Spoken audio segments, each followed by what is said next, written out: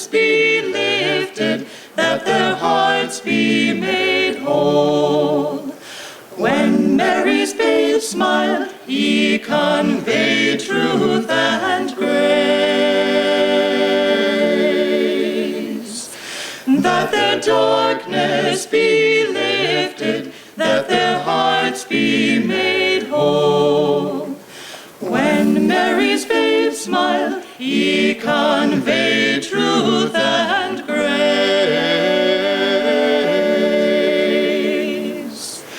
Then 3 wise men came from afar, guided by a heavenly star. Then 3 wise men came from afar, guided by a heavenly star. Christ, the light of God, had descended.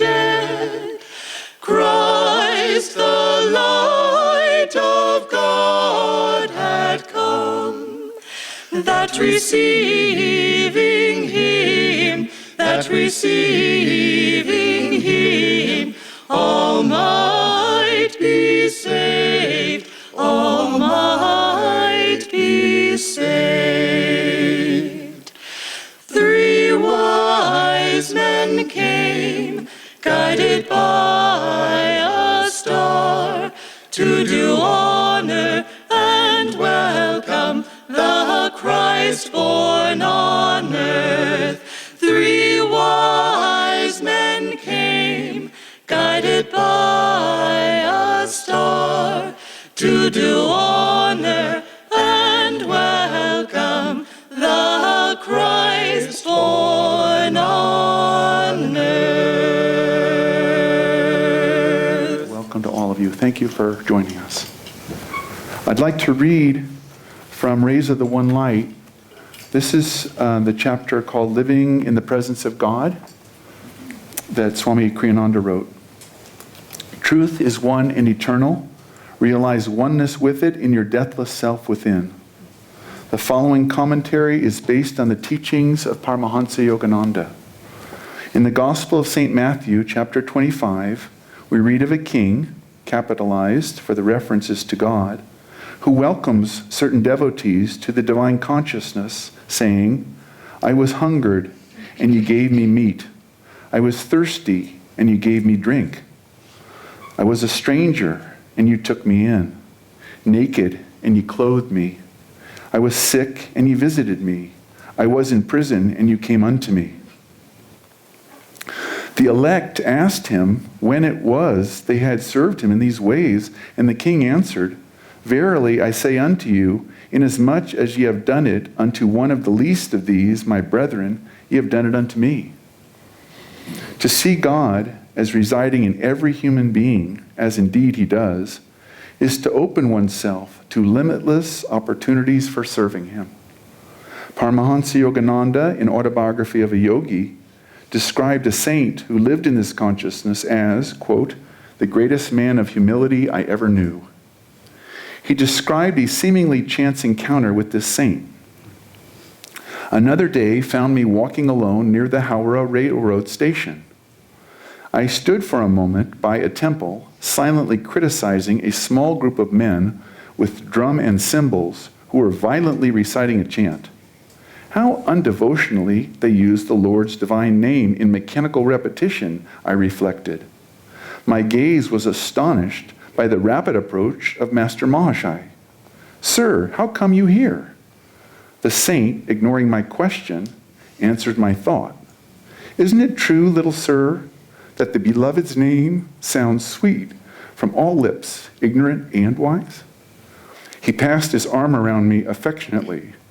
I found myself carried on his magic carpet to the merciful presence. If you would see God, watch for him everywhere. If you would hear his voice, listen for it in all sounds and also in their supporting silences. If you would know God, seek his wisdom behind merely human knowledge. The Bhagavad Gita in the 6th chapter states, "One who beholds my presence everywhere and all things dwelling equally in me, he never loses sight of me, nor I of him, through all eternity." Thus, through Holy Scripture, God has spoken to mankind.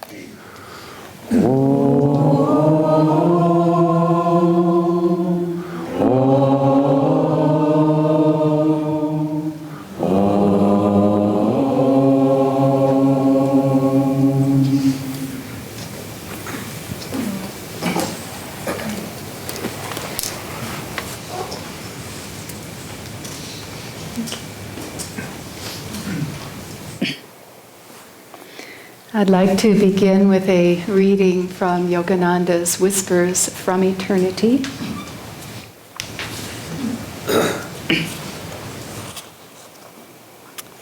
A million salutations at thy petaled feet, O lotus of light.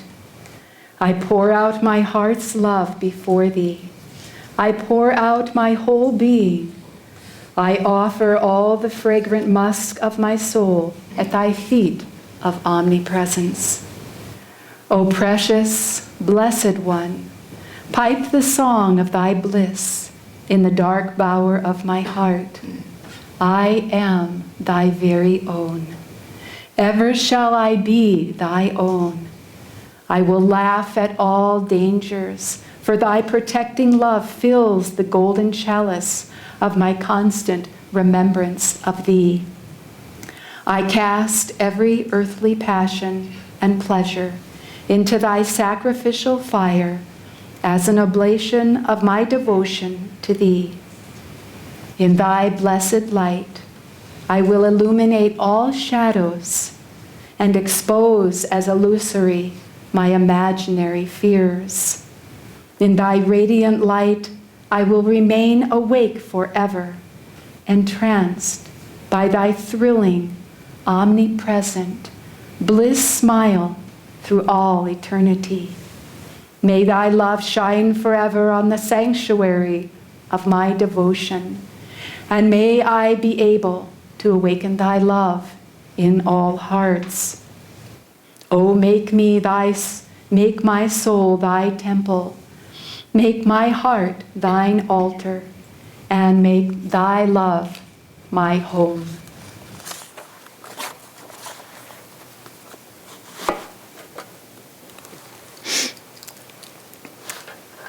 So again, I'd like to welcome all of you, and the topic of our service today is living in the divine presence. In both of these readings, both of the readings this morning from the Rays of the One Light, they extol the worthiness of both the path, the social path to cosmic consciousness, as Swami Kriyananda puts it, Yogananda puts it, and the path of deep meditation, that neither of these are mutually exclusive of one another. In fact, they both very well support one another. If I were to ask you, if someone was to ask you right now, what are you doing? You would probably say, I'm sitting at Sunday service at Ananda Village. Or if you're looking online, I live in the Philippines, I'm watching Sunday service online. And your answer probably wouldn't be, first off, I'm living in the divine presence. And if you did say that, someone might think, well, wild there. But in fact, that is exactly what's happening first and foremost. Whether we're conscious of it or not, we're all living in the divine presence. It not only permeates creation, it is at the essence of everything, of all that is. Yogananda said, God sleeps in the rocks and minerals. He dreams in the plants. He stirs a little bit within the animals, and in humankind, he has the potential to break through that veil of Maya and to be awake in the divine. And so this opportunity that we have, unique opportunity, an opportunity of grace and profound blessing to be in these bodies and to have the divine system within that allows us to open up and receive that divine light, a very, very special opportunity.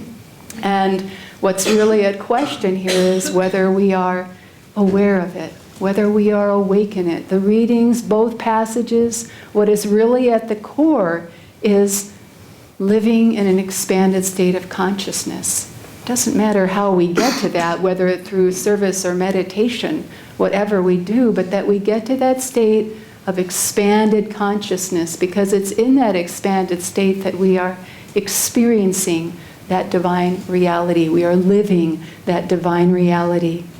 An oftentimes told story, and certainly worth hearing again and again, is about a saint, Ram Prasad. And Ram Prasad lived just outside of a village with his family.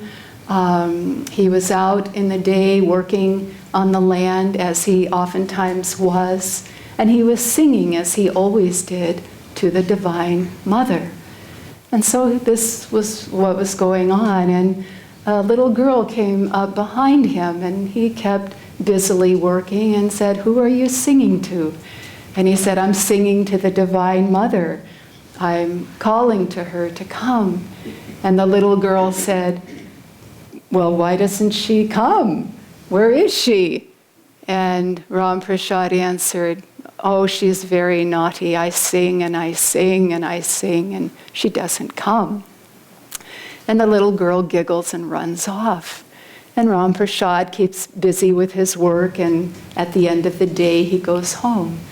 And he comments to his wife, "Oh, today, while I was out working, our daughter came and shared a little bit." And his wife said, "That's not possible. She's not even here. She's in the next village over visiting a very dear friend, and she's been there all day. Even now, she isn't yet home." And Ram Prasad understood. He realized that while he was singing and thinking of Divine Mother, there she was, but he didn't know it. We can't get into that consciousness that says Divine Mother is here, but not there. She could be in this person, but not in that person. She could exist in this time, in a high yuga, a Satya yuga, but not in this day and age, not in this world. And we make those kinds of distinctions, and we lose that capacity, that receptivity to be wakeful in the moment, to practice the divine presence, to live in that ourselves and be conscious of it and try to be more conscious of it. I remember on my first trip to India with Ananda on pilgrimage, and we had just arrived as a group by train into Haridwar on our way to Rishikesh, and we had deboarded the train for a little bit, and I had gone into the restroom to wash my hands. And as I came in, I noticed right away to my left and in the corner on the floor, this is not a clean place in India, and nothing is clean. And it was sheltered, but there was this little girl, and she was there on a tattered blanket of maybe a couple personal possessions. And there was another woman, I assumed her mother, standing on the other side next to the sink. And I perceived her to be, we were told that this was oftentimes the case, kind of an attendant. And her job was just to make sure everything was okay in there. And she had a little pile of the Indian version of paper towel, and to administer those to people who came in, and hopefully for some token part of a rupee or something like that in return. And so I went over to the sink and I washed my hands, and as soon as I was done, I turned to where the paper towels were, and she took both my hands.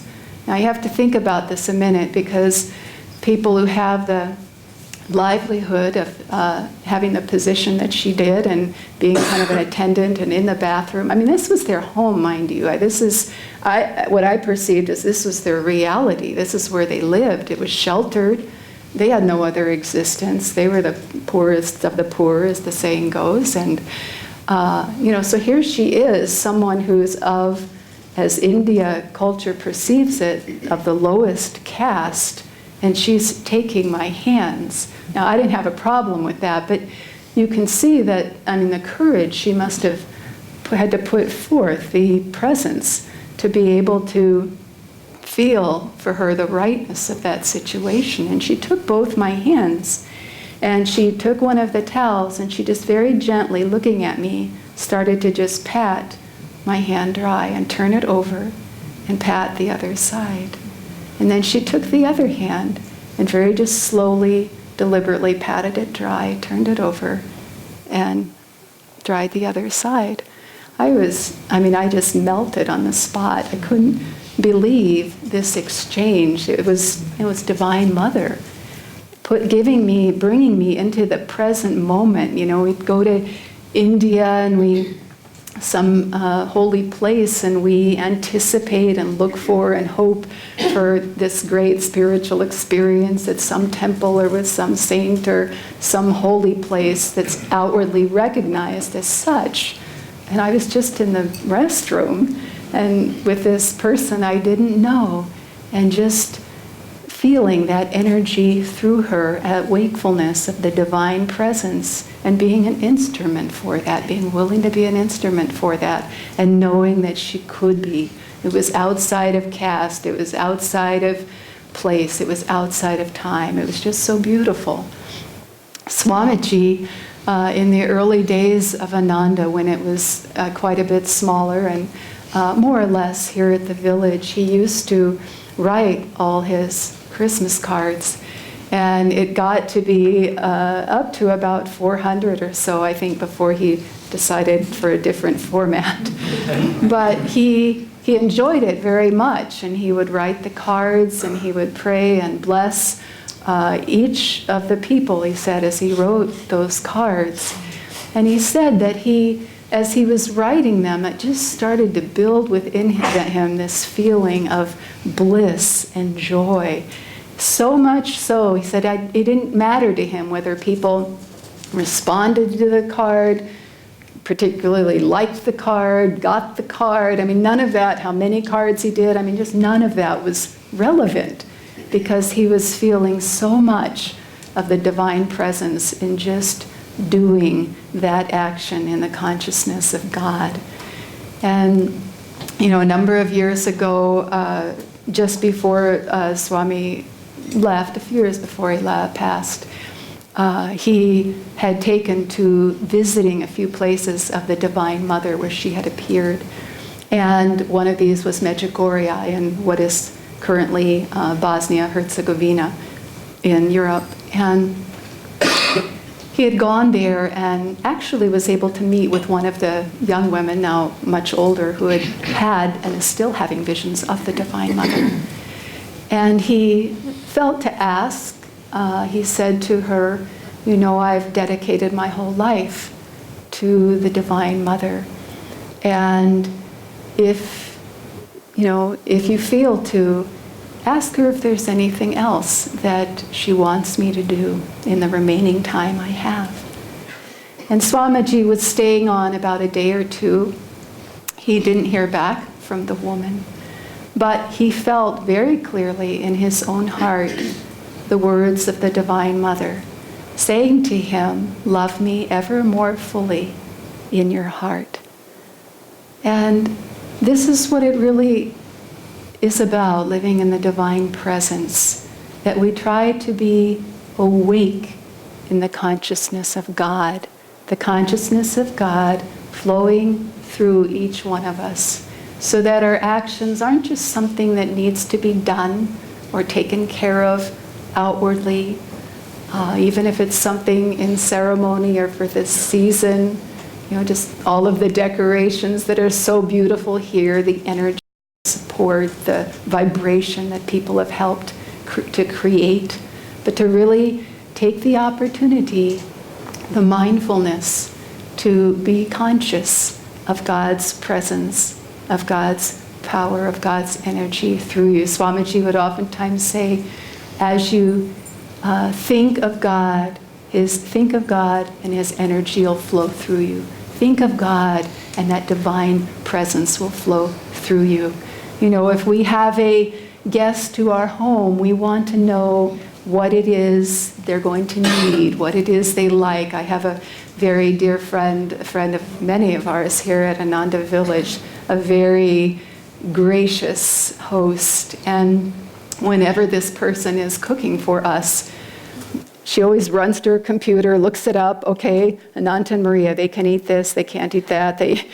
She does this for everybody. I mean, it's incredible, the length. But such graciousness, such selfishness. What kind of tea do you like? Do you want honey in your tea? Do you not want honey in your tea? I remember one time, speaking of tea, chai, in Sacramento, we had a group of pilgrims arrive from India, and of course we made them Indian food and also chai, and we were serving them chai, and I noticed that the Indians, they loved the meal and they weren't drinking the chai, and I couldn't figure this out, And finally it dawned on me that I had given the cook the recipe with the version for honey, because a lot of Westerners don't want sugar. A lot of Ananda people don't want sugar. And I was horrified when I remembered. And I ran in and I said, we have to make more and we need to put sugar in. And it didn't take very long. Chai is pretty easy. And we brought the chai out, and lo and behold, the Indians happily drank their chai. But the Indians love their sweets, no substitutes, straight sugar, all sugar. And but in the same way that we prepare for our guests that come, what is it that God responds to? What is it that divine guest yearns for? And it's compassion, it's love, it's simplicity, it's silence, it's stillness. Deep, deep, deep stillness. And that is one of the most profound and blessed graces of this time of year. It is all of nature. For those of you viewing online, it's raining at Ananda Village right now. We are blessed with every drop. And but it is such a sacred time, and there is this inherent stillness if we draw on it, if we open ourselves to going deep with it. Yogananda started every Christmas an 8-hour Christmas meditation, the spiritual way that we celebrate Christmas. The first time that I came to Christmas, I hadn't moved to Ananda Village here yet. I was living in Portland, Oregon, finishing school, but I had come the prior in the summer. And when I left, Swami Kriyananda said, come back for Christmas. Come to the all-day Christmas meditation. And I was new to meditation at this time, so it can appear and it can be rather daunting. It's an 8-hour, pretty consecutive period of time that we are meditating, trying to meditate deeply. But truly, this is really something to get in habit, in place, right from the beginning. Don't think of it as I'm on the path, I'm a devotee, I can grow into this. I'll do 1 hour this year. I'll do half of it this year. I'll do the first half. I'll do 2 hours. Come to the 8 hours. Come to the whole thing. And you'll see, I promise you, I absolutely promise you, you will get through it. And it'll be a wonder, the experience that you will have. And grow into it, yes, in the sense of depth, but really claim that as a practice, as a habit, right from the beginning. And if you don't have the time, get creative. Work it out with your friends, your buddies. You do part of it, they do part of it. If you're far away, if you're nowhere near an Ananda center or something, our monks led one online. Keep that in mind next year. But with us, for the 23rd of December, which is when we hold it, try to tune in.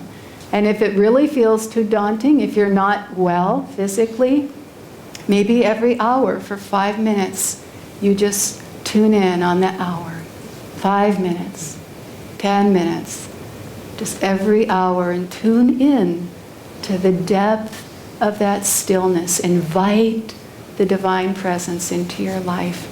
The same goes for seclusion. Master said it's the price of greatness. Master, Swamiji, all of our line, they really gave a lot of emphasis to this. As you are familiar with the teachings, you know it just comes up again and again and again. And really claim that for yourself now. Start with it now in fullness and grow into it in depth. And you'll find that that grace is there. Yogananda tells a marvelous story, something that happened to him early on. He was in Boston at the time, and he was very busy. The work was just getting started. He was trying to establish what would become the organization of Self-Realization Fellowship. And he was busy. Day and night he was busy. He said without sleep, he worked tirelessly. And he realized after a few days that he hadn't meditated. And this, he couldn't believe this. It was like, what am I doing? This is useless. Why am I doing all of this work, this business to create this when I am forgetting about God doing it? This is it. I'm going. I'm going. So he said, he sat down to meditate and to pray. And he prayed and he said, I am going now. He's talking to God. And he hears God saying, no. And he says, I am going now. I don't want to do this. Not if I forget you. I cannot do this. And God answers him and says, I'm with you always. And Yogananda says essentially, prove it. If you're with me always, right now, I want to see Krishna. I want to see Jesus. I want to see all their disciples on a golden sea of light, ocean of light, right here. And right as he was enunciating that, he beheld that vision of Krishna, of Jesus, of all the disciples on this sea of golden light, and they're all walking toward him. And Yogananda thinks to himself, this could be my imagination. I could be just making this up. If this is true, God, then the person who's with me right now next to me meditating needs to also see this. And they did. And then he said, after that, the room was filled with this fragrance, and it lingered all day, some floral fragrance. And he said everyone who came into that room over the course of the day commented on that fragrance. So if you don't feel the divine presence, demand of God that you do. Honestly, Yogananda told us this story. The avatars, the masters, they go through these things so that we can't point to one thing and say, but, therefore, da-da-da-da-da-da, I can't also have that experience. They've covered it all. And here's Yogananda saying, okay, if you don't have God, talk to God about that. Demand that you do. It's that close. If we come to it with that sense of inner faith, I know this is possible. The divine is within me. The divine presence is my reality. And Yogananda, one other thing that I just wanted to close with, he said, and because this is why the masters live these lives for us, he said, I know what it feels like to be separated from the beloved. I know what that is like. And I will help you. I will help you. So call on their help, and in whatever way you can, live in that divine presence.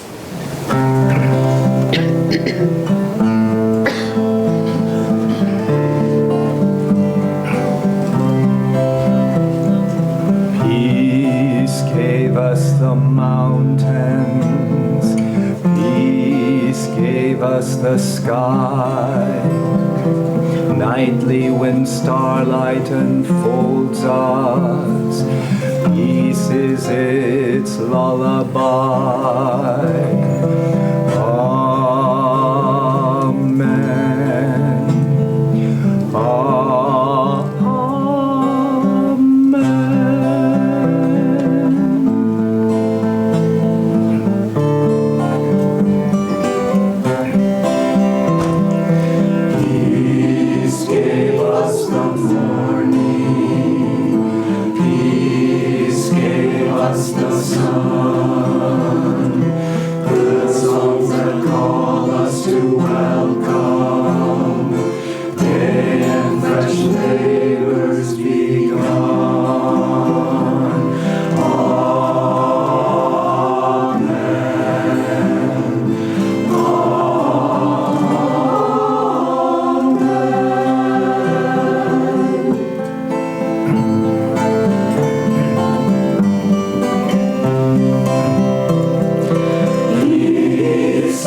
us the seasons.